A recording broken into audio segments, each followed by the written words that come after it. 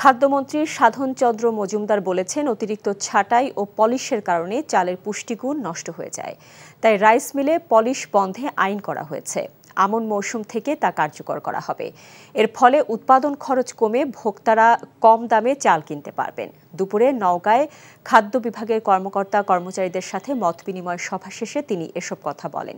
মন্ত্রী বলেন, অতিরিক্ত চাল ছাঁটাই ও পলিশের কারণে 16 থেকে 20 লাখ মেট্রিক টন চাল নষ্ট হয়ে যায়।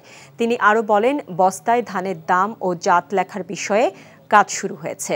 আর সরকারি খাদ্য গুদামে ধান দিতে গিয়ে কৃষক মিল মালিকরা যেন হয়রানির শিকার না হয় সেটি নিশ্চিত করা হবে। সভায় স্থানীয় প্রশাসনের ঊর্ধ্বতন কর্মকর্তা, জেলা কৃষি সম্প্রসারণ অধিদপ্তরের উপপরিচালক সহ অন্যরা উপস্থিত ছিলেন। বড় মিল হোক, হাস্কিং মিল হোক, তারা পালিশ ছাড়া টোটাল মার্কেট যদি পালিশ ছাড়া হয় তাহলে আমরা চাউলের পুষ্টিটা পাবো। উপরন্তু 16 থেকে 20 লক্ষ মেট্রিক টন যেটা ওয়েস্টেজ হয়ে যায় সেটা আমরা রক্ষা পাবো।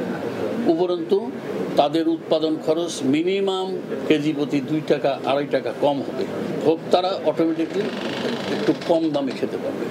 আমন থেকে আমাদের আইন নীতিমালা সবই হয়ে গেছে। বিকাশে কম খরচে ক্যাশ আউটের লিমিট বেড়ে 50,000, প্রিয় এজেন্টও 2টা।